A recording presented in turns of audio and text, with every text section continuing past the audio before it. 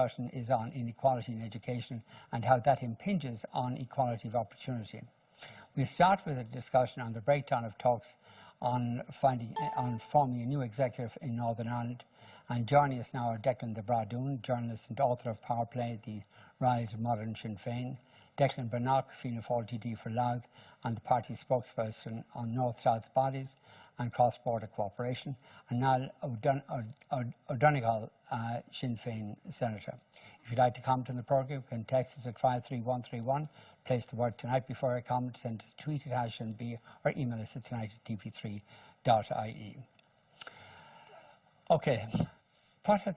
Declan, what are the main reasons for the breakdown in the talks to form a new executive? Well, they just don't get on. We need the Chuckle brothers back. Jerry and Michelle O'Neill, there's no chemistry there with Arlene Foster. I mean, I know them all, and you know, I like them all, actually. But they just don't hit it off. You don't have that dynamic that you had with Martin McGuinness and Paisley. In fact, a prominent Sinn Féin person said to me yesterday, we need another Paisley. But there are specific issues to do with the Irish Language Act, and from what we've been hearing, the demands of Sinn Féin are really quite extensive, and many people would have thought that they're not. I think that's been exaggerated. There's a mix-up here between the Conran and Gaelic League demand for 10%, a gradual growth to 10% of civil servants being able to converse in Irish. And this appeared at a discussion between Sinn Féin and the Alliance Party and others, but Sinn Féin have disowned it. And Martin O'Muller, who is a very important member of Sinn Féin and former minister, was on radio this evening. He was the finance minister previously. Yeah, and he has categorically denied that Sinn Féin is looking for 10% civil servants with Irish. So what are they looking for? They're looking for, they're vague on what they're looking for. They're looking for maybe we should ask road signs on motorways, not elsewhere. Road signs and an Irish language commissioner, something similar to what we have down here, to push the Irish language into public service. What are the Sinn Féin break points on this? Declan Browne told me in the green room he thought you would struggle with his name as opposed to mine, Vincent. But I suppose it's the implementation of the agreements that have been reached. An Irish Language Act was agreed at St Andrews over 10 years ago. I suppose what we're looking for is equality in the first instance, and over 15,000 people took to the streets of Belfast. What's equality got to do with this? Well, legislative protection for the Irish language and for those who wish to live their lives through the Irish language, the same that exists in this state, the same that exists in Wales, the same that exists in Scotland. It's quite different because the Constitution ridiculously states that Irish is the first language of the state. And I don't believe that's ridiculous at all. But it is ridiculous because it isn't. Well, people have a right to use the language, and people should have a right to engage. They have a right to engage with the state that they pay for through their taxes on the basis that they wish to. So we don't take that approach when it comes to the rights come from paying taxes. Is that it? No, not at all. But that's so what are you talking about? A very core. We're talking about equality. You remind me a wee bit of the DUP up at Stormont Castle. We're talking about equality. We're talking about agreements that were reached. I am. That's true. That's a fair point. That's a fair point, Vincent. But the fundamental here, and I think actually Declan does a wee bit of a disservice when he says it's simply a matter of not getting on. It goes much deeper than that. This is a matter of agreements reached. This is a matter of issues of respect. Well, tell us. What does issues of respect, tell us what that means. Well, not referring to the Irish language as a leprechaun language, not referring to using Irish in the chamber as curry my yoghurt when you say Garamoigat, Cion Corlia, not having any toleration, not turning a blind eye to the kind of sectarianism that will manifest on our streets over the coming weeks at 11th night bonfires where Irish national flags are burned. So all of that, but the ridiculing of the Irish language, come on, we're grown-up people, we can take a bit of ridicule. Oh, well, we've took the ridicule, to be honest, Vincent, but the point I'm making is... well, let's make a big deal out of it. Let's not say to the thousands of children and young people going through Irish medium education in the north, and that's where the revival in the Irish language has happened, and it is manifested in the first instance at the education sector. 15,000 people took to the streets of Belfast to say this is a very modest request, this is a very financially prudent request, and most importantly of all, this is a request that was agreed 10 years ago. What exactly are you looking for with regard to the Irish language? Well, Conradh na Gaeilge have outlined, and Jacqueline referred to it. Do you mind, Conradh Gaeilge, tell us what Sinn Féin are insisting upon? The implementation of an Irish Language Act as agreed at St Andrews 10 years ago, which would protect legislatively on an equal basis to what exists in this state, and indeed what the British government, provide for. It's hardly realistic. For instance, all acts published in this state have to be also published in both English and Irish. You're not surely asking for that. Well, this might come as a surprise to you, Vincent, that there's actually still a penal law on the statute book in the North that prohibits the use of Irish in the courts. Okay. So we are still dealing with...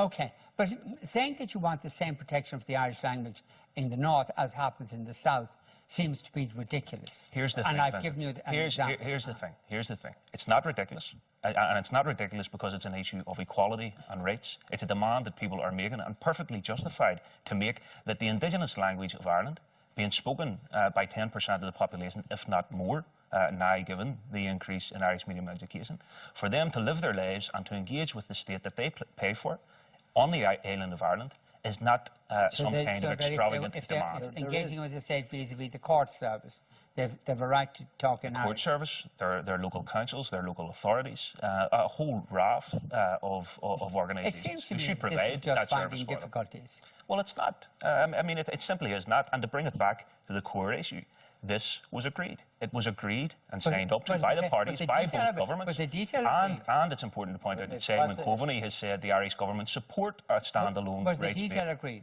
Of course it will. Well, it'll form part of that. It'll form part of the negotiation. There's no question about that. I note that you said of course and then stopped. Was the detail agreed? The detail is being negotiated now. So the detail wasn't agreed? No, of course the detail was agreed because it was agreed.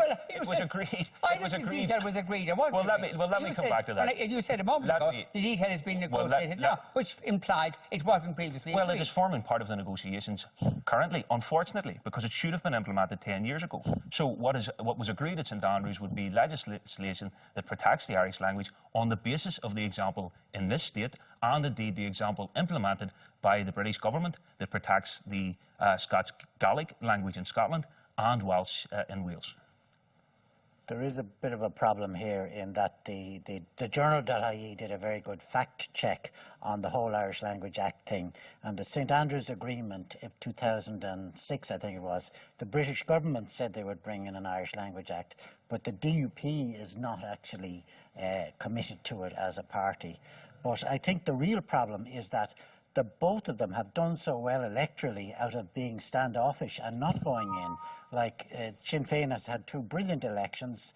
The DUP have had a wonderful election. But there's no incentive for them to get together. So the object of the exercise is to make the DUP and Sinn Féin happy, is it, rather than get on with government of Northern Ireland? Well, the object is to ensure there's no return to violence, and that's the whole idea of the Good Friday Agreement and the power sharing agreement. But it seems to be, from what you say, it's okay if Sinn Féin and DUP are happy.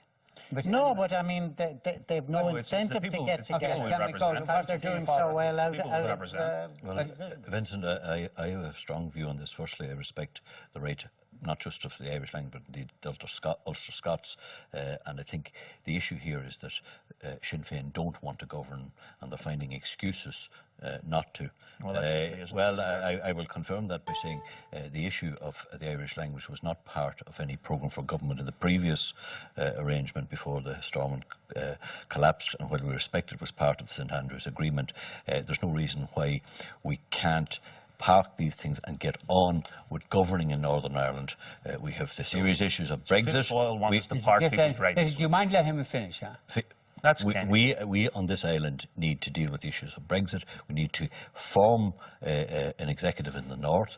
The reality is that Just let him speak, will you? Is that allowed? Is Sinn Féin allowed to let others proceed? Well, you didn't let me do much speaking. But you just stopped that. Go ahead, yeah. Sinn Féin for too long... I'm sorry what I said about Fine Gaelty in the introduction. It wasn't just Fine Gaelty. It's fine, Vincent. I think for too long in the north, people have been fudging the issue of governing and the issue of Brexit, as I said, but not alone that, the issue of not having civil servants run the finances in the north.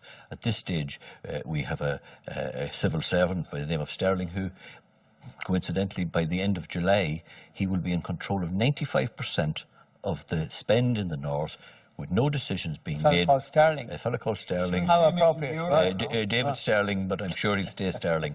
The issue here is that, as I see it, the politicians in the north in such a stalemate, they're not prepared to show respect for each other, and equally, Vincent, they are not prepared to deal with the issues, both north and south, that need to be dealt with in the years and times ahead, particularly in relation to Brexit and in relation to the All-Ireland economy. Well, they are prepared to deal with the discourse, and that's why they've been involved in the talks for the last number of months. So I think it's a ridiculous assertion for Fianna Fáil, who are hurlers on the ditch, to say that Sinn Féin don't want to govern, when you look back and reflect on the 10 years that Martin McGuinness spent in government with Ian Paisley, Peter Robinson, and then most belatedly Arlene Foster, and the extent to which he stretched himself, he stretched Sinn Féin, and he stretched the Republican and Nationalist community in order to make those institutions work, which, of course, a number of months ago, before the latest crisis, Micheál Martin was calling for the collapse of.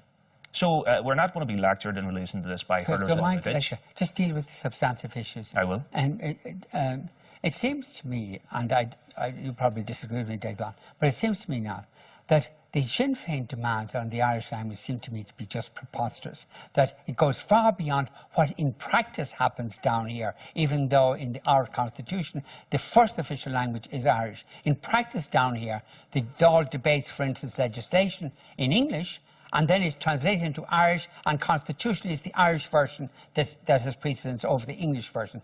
That kind of absurdity just makes things ridiculous about the Irish language, and to be attempting to foist that in the north. But they're not actually looking for. That's actually untrue. I mean, if you heard Martin O'Muller on the radio this evening, he was very reasonable and very pragmatic, and he was just looking for a bit of respect for the Irish language. I mean, you had the situation where Arlene Foster said she wouldn't give money for the Irish language because it'd be like feeding a crocodile. You had the ridiculous situation where Paul, is it Given, the Minister for Communities, just days after he was... So the whole thing is held up because of an insult. Hold on, let me finish. Now, you're giving out to him for... Okay, go on. We're going to miss you, Vincent. Go on. The 50 grand he took off, which was going for grants to kids to go off to the Gaeltacht in Donegal, and he cut it just days after he was filmed playing Gaelic football. So that kind of carry on, it doesn't help. You actually do the issue a disservice if you try and reduce it simply to the issue of the Irish language. Yes, it is an important one. It's one that has been agreed and should be implemented. But a lot of this comes down to just simple, basic tolerance, never mind respect for an Irish identity in the north, and the disrespect that has been shown to anyone who has the audacity this far after the Good Friday Agreement to simply express that Irishness. Most people would agree with this. But the manner in which you want what you call respect goes so far as to make it absurd. That if you're looking for instance, a situation whereby in the courts there's Irish language can be used in the courts, when manifestly most people in the courts won't understand what is being said, seems frankly ridiculous. But similarly, you could see why in Parliament, if people want to speak in Irish, okay, there should be an interpreter there to assist that.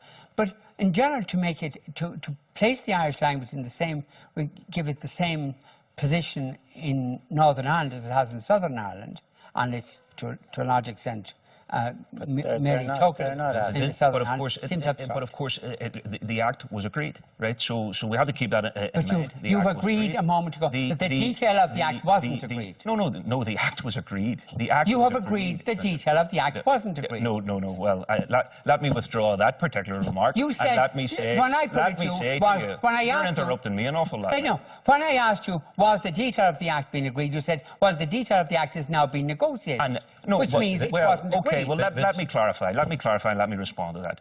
The point I was trying to make was that the Act is now part of the negotiations that are taking place in Stormont. Yeah. The Act that was agreed in St Andrews 10 years ago was on the basis of best practice, and we don't simply want a mirror image of what exists in the South. It was to learn from that example, to learn from the example of the British government in Scotland and in Wales.